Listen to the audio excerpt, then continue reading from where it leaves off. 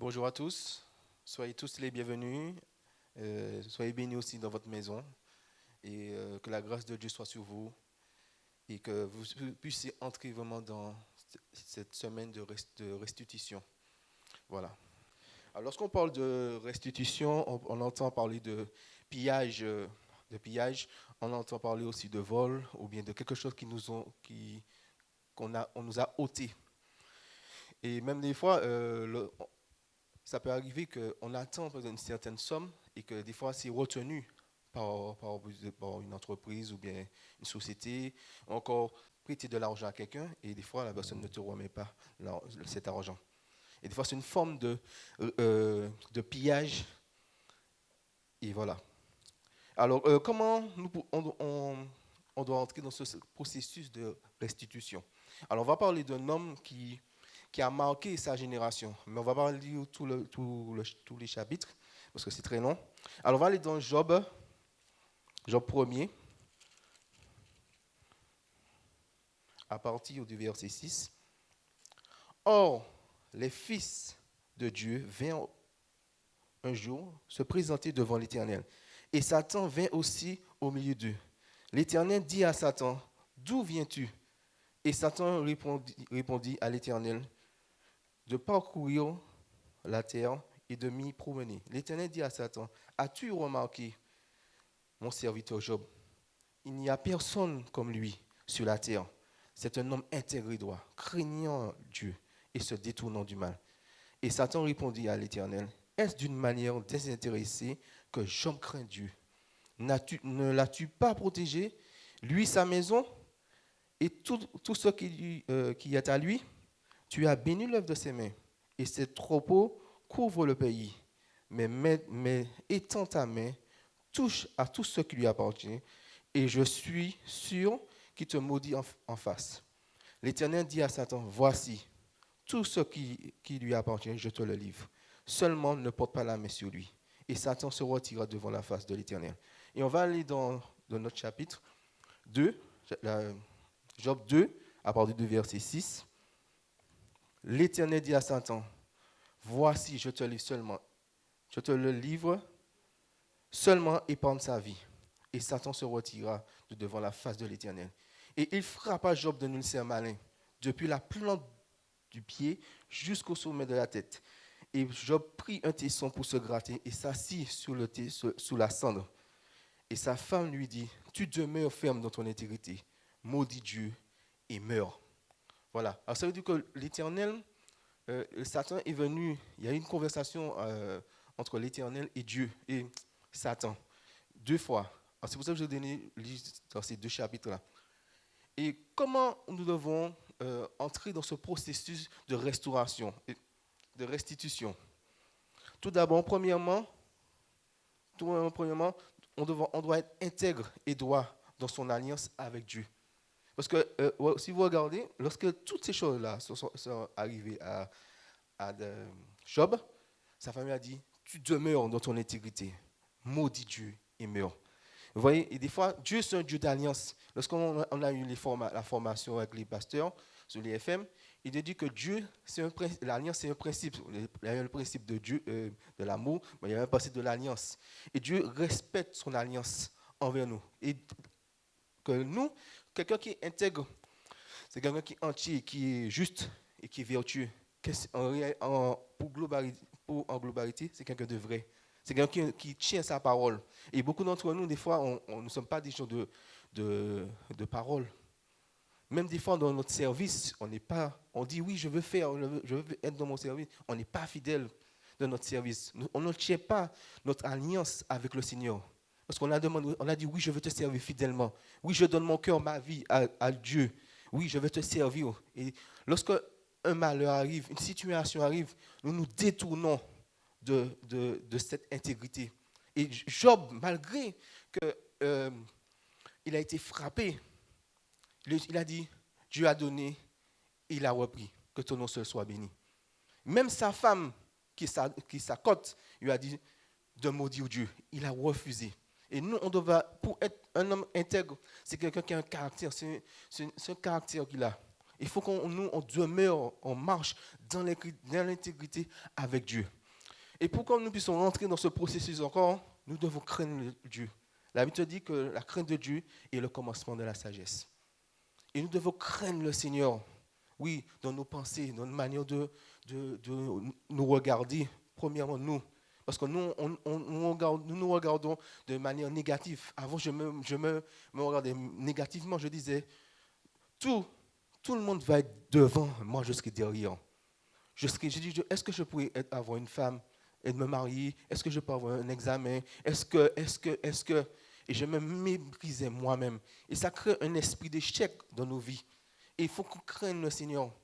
Même dans la manière que tu fais les choses. Même lorsque tu as un contrat, tu signes ton contrat. Si tu sais d'avance que tu ne vas pas respecter le contrat, ne le fais pas. Ça fait partie de la crainte de Dieu. On doit craindre de Dieu. C'est le respect. Voilà. Troisièmement, nous devons veiller à l'obéissance à la parole. Parce que Dieu nous parle, nous dit, ne fais pas ci, ne fais pas ça. Il nous a donné une parole depuis tout petit, depuis notre enfance. Et des fois, on ne note pas dans ce que le Seigneur nous dit. On a eu des prophéties. Et des fois, on ne note pas dans cette obéissance. Et là, lorsqu'on ne note pas dans l'obéissance, ça veut dire que le diable même a une emprise sur nos vies. Une emprise sur tout ce que le Seigneur a prévu sur notre vie. Vous voyez? Quatrièmement, nous devons être fidèles dans la dîme et dans les offrandes. Il y a des fois que on donne, et puis lorsque un malheur arrive, un problème arrive, des fois on dit, bon, Seigneur, tu vois tout, tu sais tout, et je ne donne pas ma dîme. Moi, je suis l'exemple que je n'avais pas donné un moment de ma vie, je ne donnais pas ma dîme, et je n'arrivais même pas à payer tout au niveau de mon compte, j'étais tout le temps dans le rouge. J'étais tout le temps dans des problèmes. Mais lorsque j'ai pris la décision de remettre ma dîme, eh bien, le Seigneur a pourvu. Même s'il y a des petits problèmes autour, mais le Seigneur a toujours pourvu. Comme je dis toujours aux gens, au cas où des goudrons, mon pécan le goudron, que le Seigneur pourvoit à nos besoins. La Bible dit dans Malachie qu'il va menacer celui qui dévore. Voilà. Il a dit, mettez-moi de la sorte et vous verrez, si je ne vois pas pour vous, les écluses des cieux. Ça veut dire que Dieu ouvre une porte. Alors, ça veut dire que lorsque tu donnes ta dîme, tu accèdes, tu ouvres, c'est une clé. Ça veut dire que tu ouvres une porte, la porte du ciel. Voilà. Et je répondrai sur vous la bénédiction en abondance. Et tout, lorsque vous donnez votre dîme, un petit conseil, donnez avec la foi. Donnez, croyez que Dieu est capable. Ne donnez pas pour donner.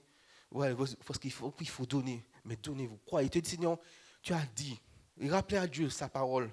Tu as dit que tu vas menacer celui qui dévore. Seigneur, vois ma situation, vois mes problèmes, vois mon foyer, vois dans mon travail, vois comment je suis persécuté. Vois ma menace. Et Seigneur, menace celui qui dévore. Et le Seigneur va pouvoir. Parce qu'il n'est pas un Dieu qui ment, il n'est pas menteur. Mon Dieu est un grand Dieu. Et mon Dieu, il est tout puissant. Et rien ne lui est impossible. Amen. Cinquièmement, il faut vraiment veiller sur notre foi. Parce que Job, il était dans la lamentation. C'est vrai que lorsque des fois nous sommes éprouvés, eh bien, on doute un peu on doute de Dieu, on doute de beaucoup de choses. Mais le Seigneur nous dit de voir, comme Abraham, le Seigneur, même s'il a eu les problèmes, mais il a espéré en Dieu. Ses yeux étaient fixés sur Dieu. Comme je disais, j'avais raconté sur ma foi que le pasteur Bénin avait parlé de lorsque tu es dans l'épreuve, tu es comme dans une forêt et partout, c'est en pleine nuit. Et lorsque tu vas passer, tu vas buter sur un arbre ou bien une branche. Mais la seule lumière, c'est la parole.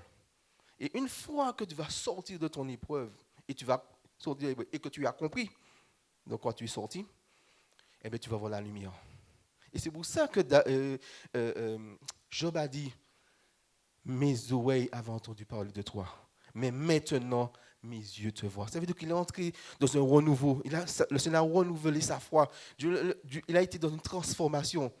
Oui, il a vu Dieu autrement. Et voilà. Et sixièmement, il faut que nous soyons humbles de cœur. Lorsque on est dans le péché, lorsqu'on fait des erreurs, sois humble. On doit reconnaître que nous avons péché devant le Seigneur. Reconnaissons que tu es dans ton foyer, que tu as... Demande pardon, tout simplement. Ne sois pas... La Bible dit que l'humilité précède la gloire et l'orgueil la chute. Sois humble de cœur. Et lui, et Job même, s'est humilié devant le Seigneur. Lui, il s'est humilié. Lui qui était un homme intègre et droit.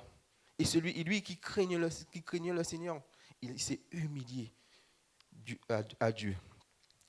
Septièmement, il faut que nous déclenchons le surnaturel. Ça veut dire que de réclamer à Dieu, de réclamer à Dieu de restitution de nos biens, de tout ce que le diable nous a pillé, une restitution totale. Il faut que nous rentrons dans le spirituel et réclamer. Voilà. Parce que le Seigneur nous donne une autorité sur tout, sur les dominations, sur les principautés, les princes de ce monde, et les esprits méchants dans les lieux célestes. Il faut que tu déclenches le surnaturel. Il faut que tu ébranles les cieux. Il faut que le roi du ciel soit divisé par ta prière fervente. Voilà. Et huitièmement, nous devons remercier le Seigneur pour la restitution. Des fois, on reçoit, merci Seigneur, mais remercie le Seigneur. Vraiment, remercie pour tout ce qu'il a fait. Mais remercie le Seigneur. Merci pour ta grâce. Merci pour cette restitution. Merci Seigneur pour ma guérison. Merci parce que tu as pourvu Seigneur, que je ne manque de rien. Merci Seigneur parce que pour les victoires. Merci pour la délivrance. Oui, on doit remercier. Ça, c'est très important. Le remercier, c'est bien de demander. Mais il faut qu'on soit dans l'humilité de remercier le Seigneur. C'est une reconnaissance, c'est une révérence qu'on doit avoir devant le Seigneur, de le remercier. Et dernière chose, c'est de faire une action de grâce pour protéger nos bénédictions. Et ça, c'est très important. Il faut que nous fassions une action de grâce. Parce que pour garder nos bénédictions, ça, c'est très important.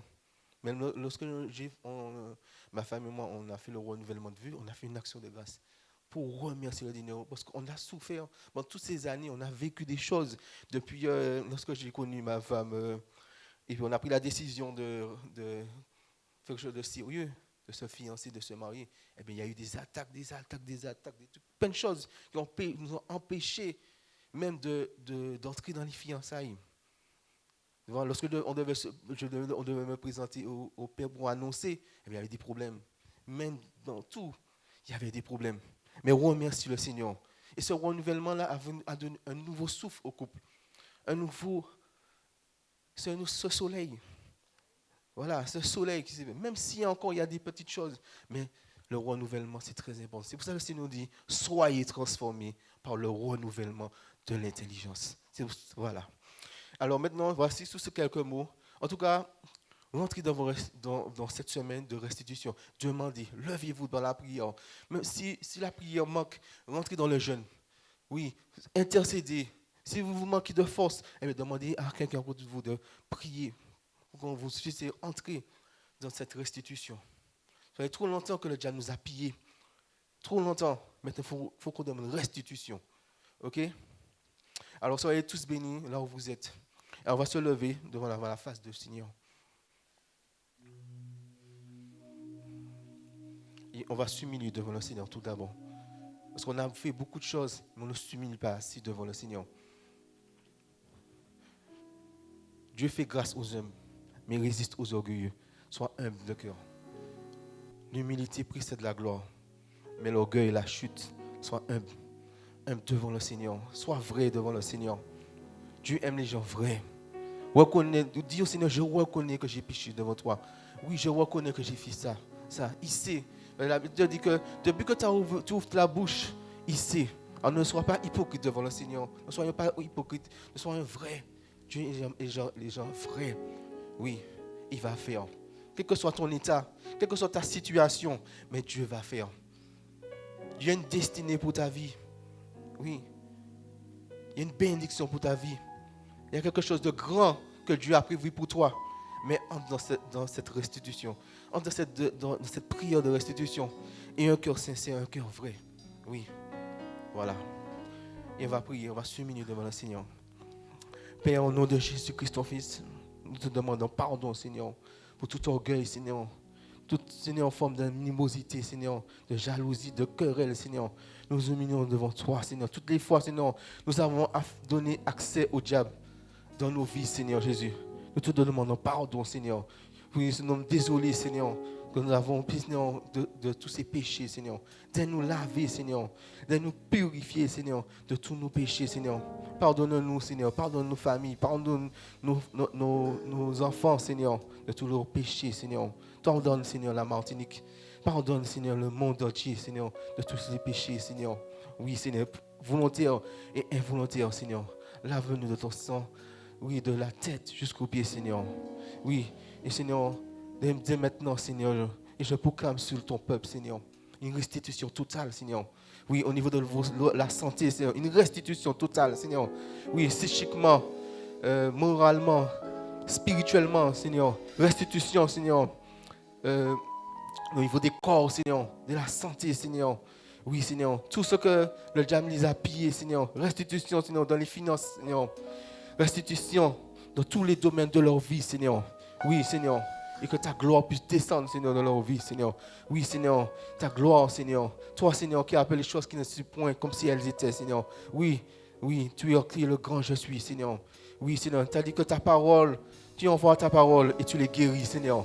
Oui, Seigneur. Qu'une restitution totale, Seigneur, pour ton peuple, Seigneur.